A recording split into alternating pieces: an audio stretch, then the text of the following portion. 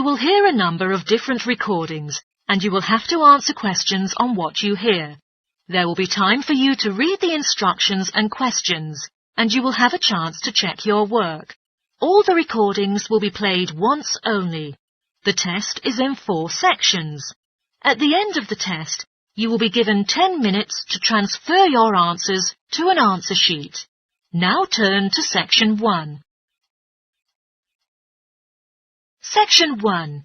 You will hear a woman phoning an antique shop complaining about the delivery service and some damage to the item she purchased. First, you have some time to look at questions 1 to 4.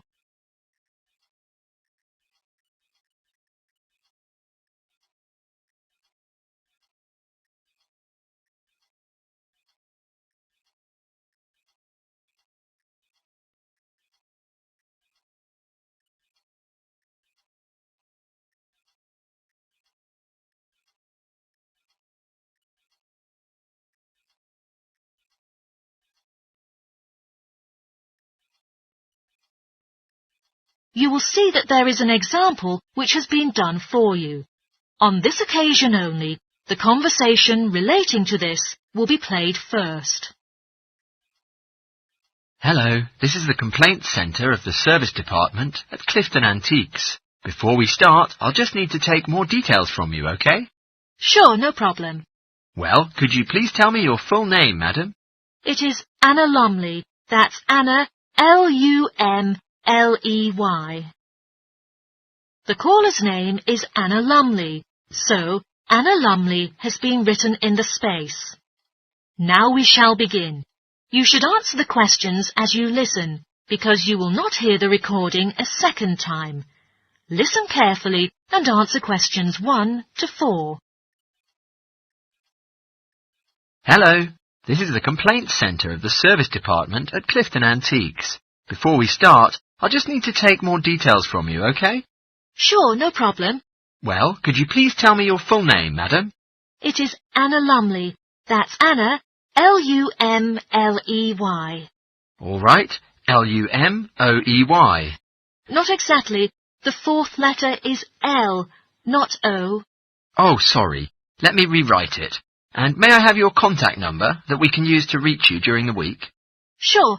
My mobile phone number is 077 876345. Great.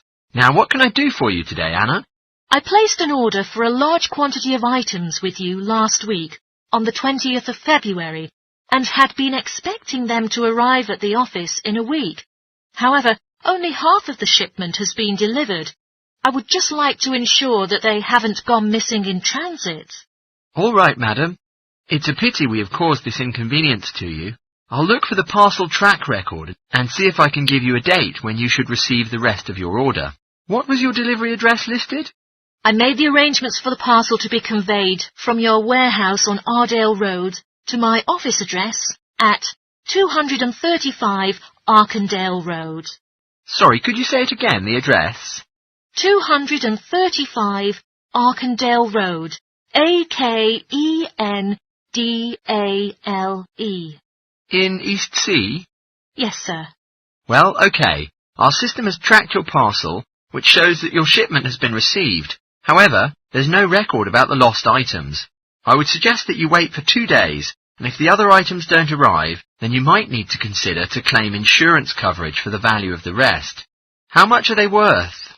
They cost me $34,500 in total. All right. For this amount, I think 10% will be covered by the insurance company. Therefore, you could claim $3,450 from them. If you'd like to, there is a form on our website that you can fill in, and when the loss is confirmed, you'll get the money within 5 working days. The rest of the money will be refunded to you in a month, so you won't suffer a financial loss. It sounds reasonable. Before you hear the rest of the conversation, you have some time to look at questions 5 to 10.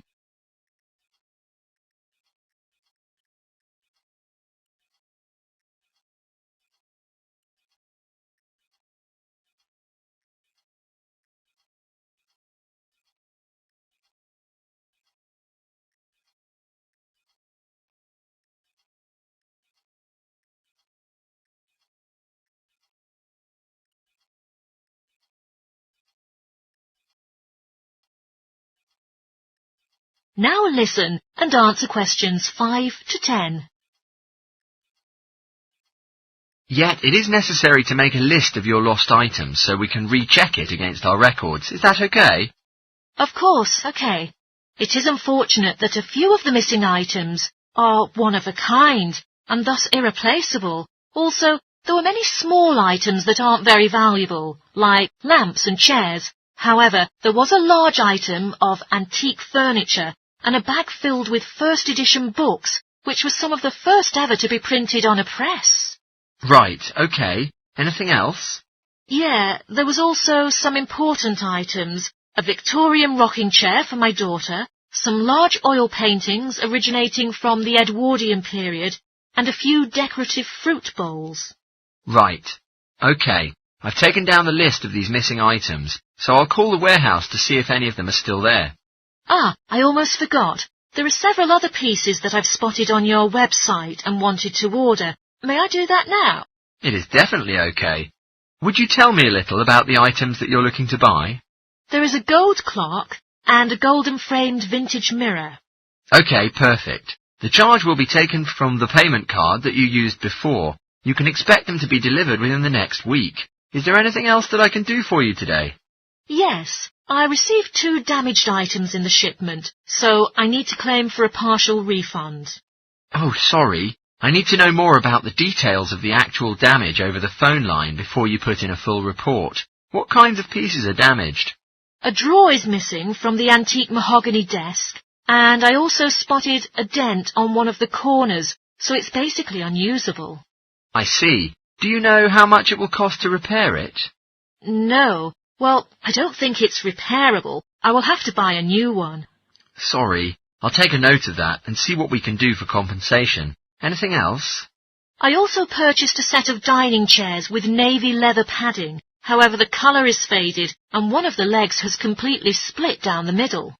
Okay. Are there any other damaged pieces? Yes, there is a set of Chinese crockery to furnish my dining room table, but when I opened the case, I found that a cup was lost and that some plates had smashed. 4, actually.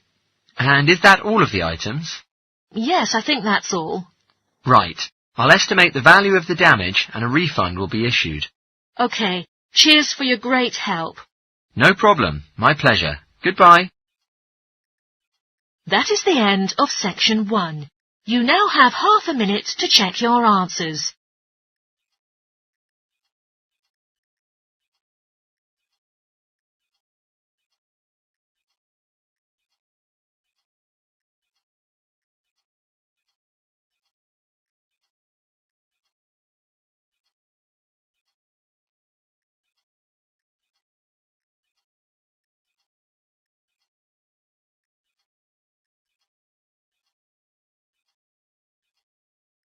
Now turn to section 2. Section 2. You will hear part of a broadcast for tourists about the popular holiday region called the Trelloa Valley.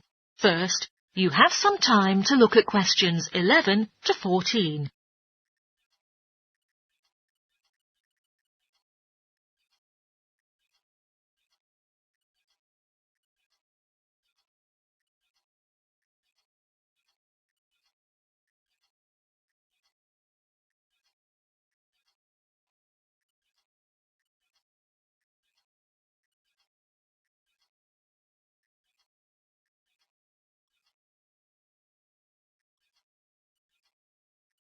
Now listen carefully and answer questions 11 to 14. An unspoiled, splendid scenery takes its shape in the valley and estuary of the River Trelloa, abundant with wildlife, as well as views of historic interest. There are lots of channels to explore the area with the wonderful public transport networks. With just short walks in between spots, it is possible for you to leave the car behind and travel by boat, train or bus. There is the Trelloa Valley passenger ferry running between villages, alongside the river estuary, and serves as a link with the train station at Barry, from which it takes only a 10-minute walk from the riverside village of Carlton. In the past, the main transport way in the area was the river, and as in the past, the ferry timetable varied from day to day according to the time and height of the tide. The ferry is also seasonal, usually running its business during the period between April and September, depending on the weather. Visiting our website, www.treloarferry.co.uk, it's convenient to download the timetable. If you would like to relax and enjoy the wonderful scenery, just take a river cruise to Carlton and back from the nearby city of Plymouth. Visitors were carried along the same route by steamships in the past. Queen Victoria and her family also enjoyed such a trip in 1856. Today, it takes you a few hours to do the journey. The round trip only lasts for 4 to 5 hours, varying in terms of the tides and weather. You can travel upriver by boat and return to Plymouth by train if you prefer. There will be wheelchair access on all the cruise boats and trains. For more information and departure times, please ring Plymouth Boat Cruise on 01752 823 104. Trains travel between Carlton and Plymouth many times a day, with different stations in between throughout the year. Local commuters as well as visitors who fancy the lovely scenery prefer to use the service. The highlight of the journey is going across the river on the amazing viaduct, which was constructed in the early period of the 20th century, and it towers 120 feet over the water. Tickets can be directly bought on the train, so it is unnecessary to book ahead. You can reach National Rail inquiries by phone or online for more details about fares and timetables. The bus service is now linking all train stations and villages in the zone, especially for holidaymakers. There is a Rover ticket, including unlimited journeys, which can be used on weekends and national holidays. The Rover ticket offers great value for money and is now even cheaper than it was last year. For adults, a ticket costs £5.50 per day. For senior citizens, the cost is £4.50, and a family ticket for up to 5 people only costs £12. You can purchase tickets on the bus.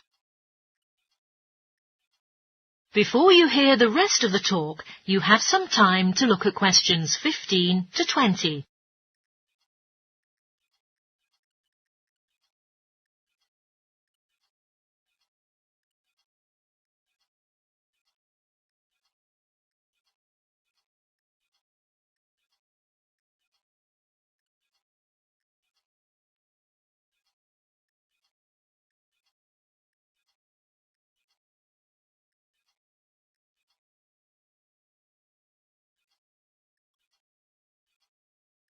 Now listen and answer questions 15 to 20.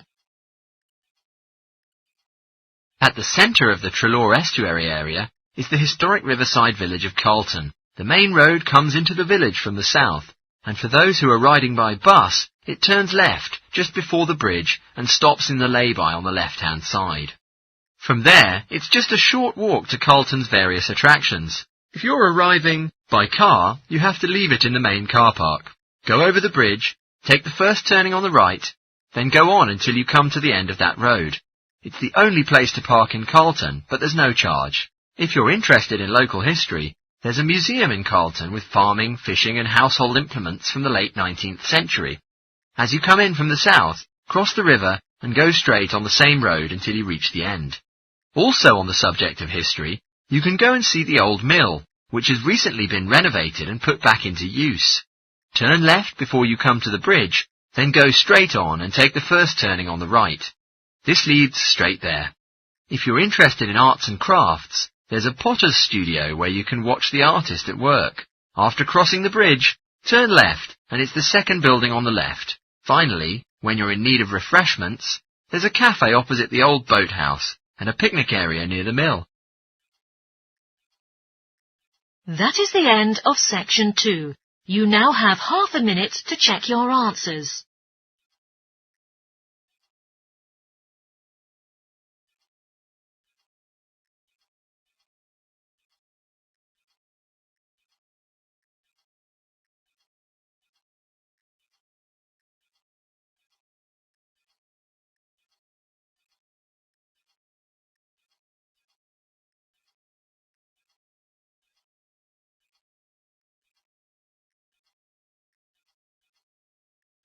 Now turn to section 3.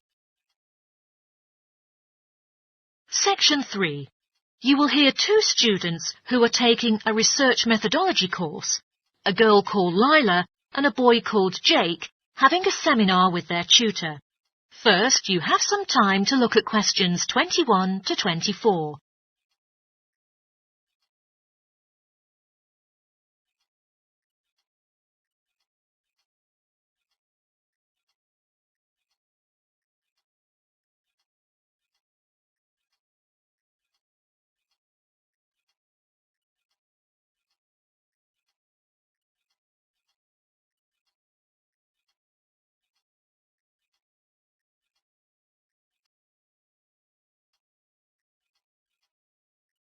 Now listen carefully and answer questions 21 to 24. So I gave you both a task to select an article about a small-scale research project. Yes. And I required you to have a trial to replicate the procedures of the research in your own context. I mean, try it out yourself. Yeah, and we've done that. Nice. In this way, I want you to tell me a little bit about the article and explain why it started applying crosswords to assist the students to review the exam terminologies.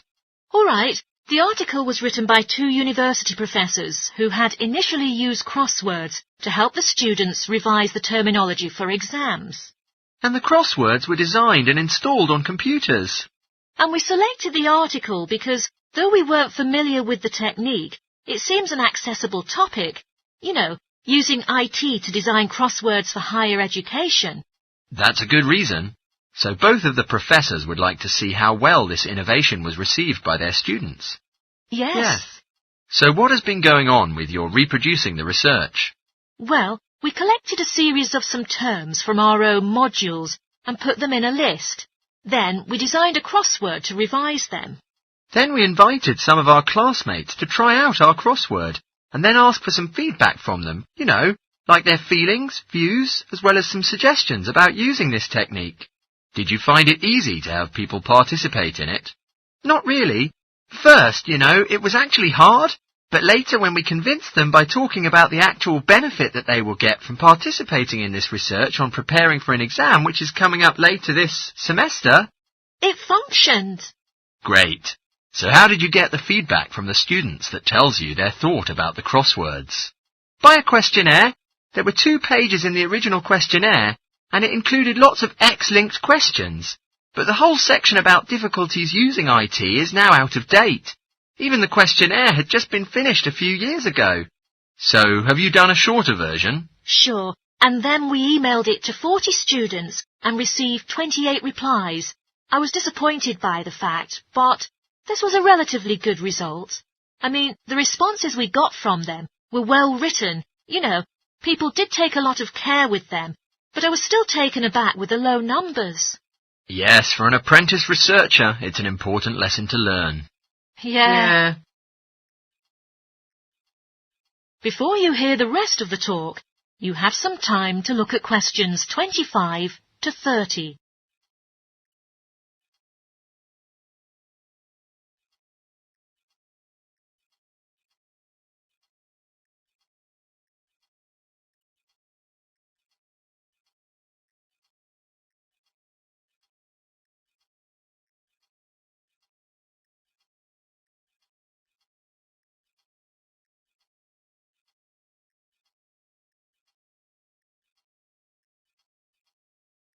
Now listen and answer questions 25 to 30.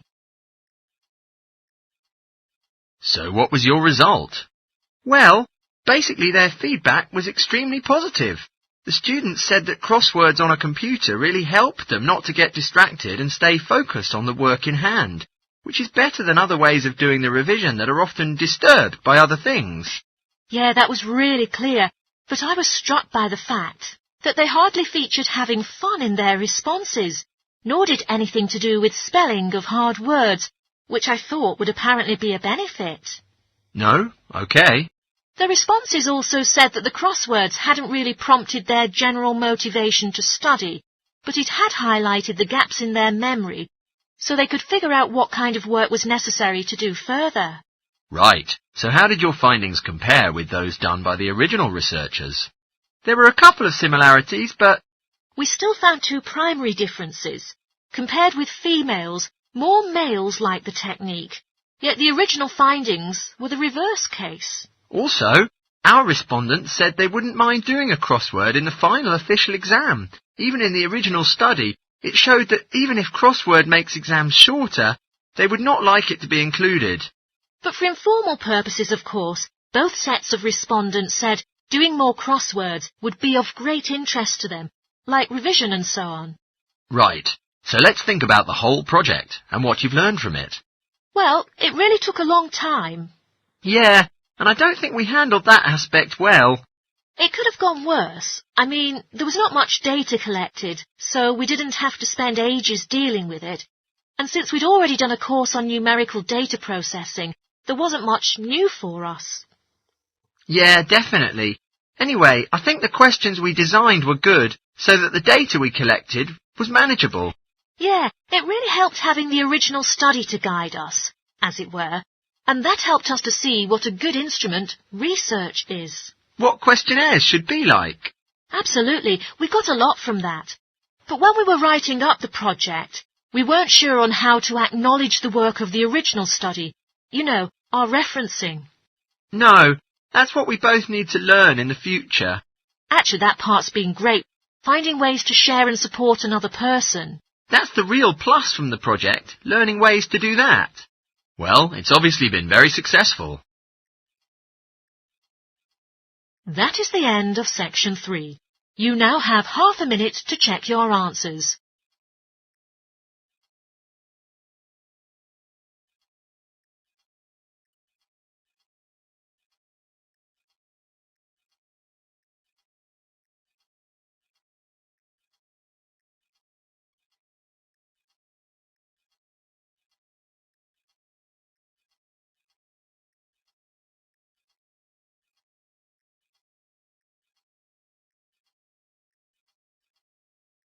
Now turn to section 4. Section 4. You will hear a sociology lecture about the perspectives of time. First, you have some time to look at questions 31 to 40.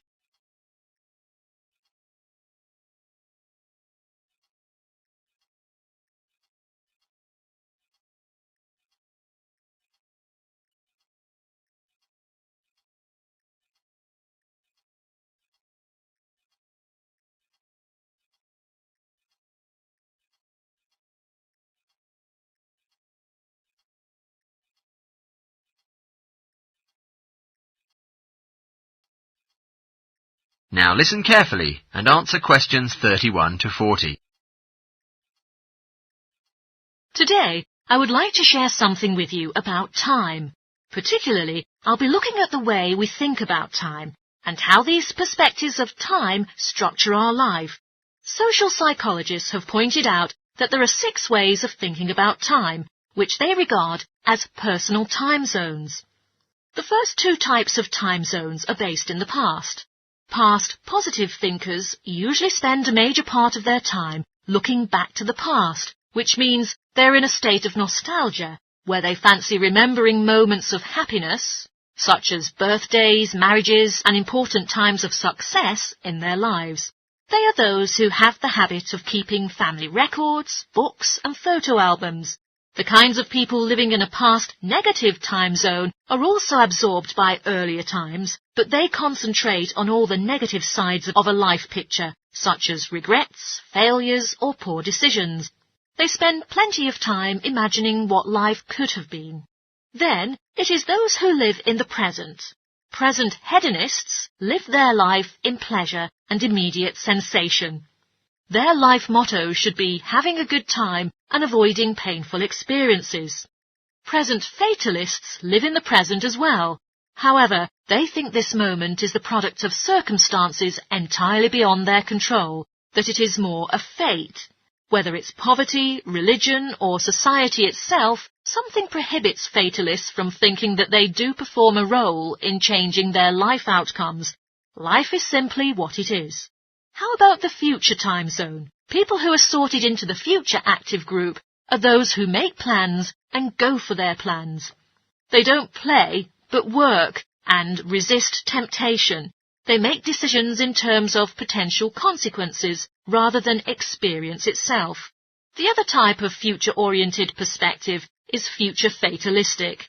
This group of people holds the belief that there will be a certainty of life after death, and a certain kind of judgment day when they will be assessed on how virtuously they have led their life and what achievements they have made in their lives. Okay, so much for all the types. You now may ask, in what ways are our lives influenced by these time zones? Well, let's start at the beginning. When we were born, no exceptions, everyone was a present hedonist. All the initial needs and demands, like being warm, secure, fed and watered, were all from that time. But formal education changes the way we think. Each one of us is taught not to focus only on the moment and start to make estimates about the future. But you might be surprised, every 9 seconds a child drops out of school in the US. Most interestingly, there's much more boys dropping out than girls doing so. We may easily draw the conclusion boys aren't as intelligent as girls. But the evidence doesn't support this. A recent survey indicates that when American boys reach the age of 21, they have spent roughly 10,000 hours on video games, and also suggests that they'll never fit in the traditional classroom because there is a stronger need for those boys to have a certain circumstance in which they are capable of managing their own learning environment.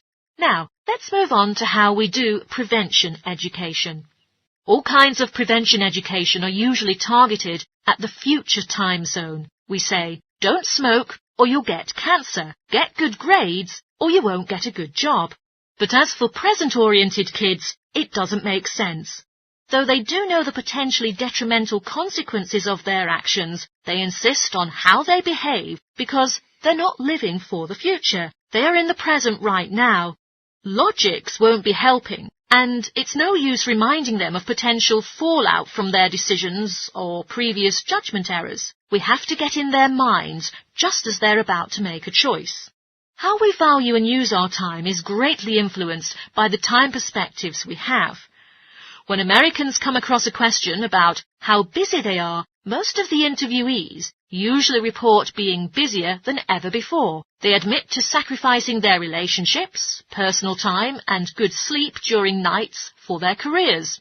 But 20 years ago, 60% of Americans had sit-down dinners with their families. Yet now, the number has dropped to 20%. However, when they're asked, what if there were 8 days in a week? They say, oh, that'll be fabulous. They would spend that time working to achieve more.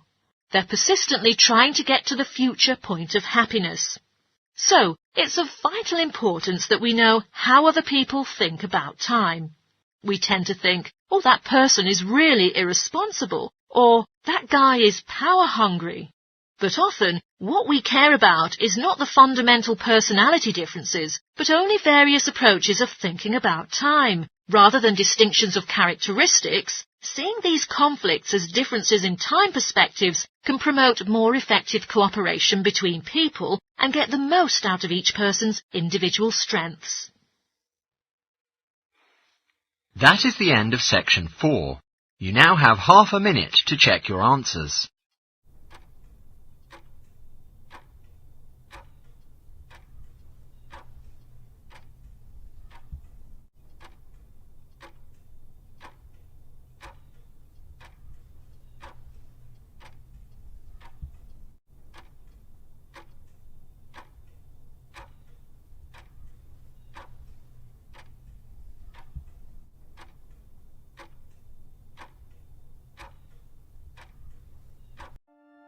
That is the end of the listening test. In the IELTS test, you would now have 10 minutes to transfer your answers to the answer sheet.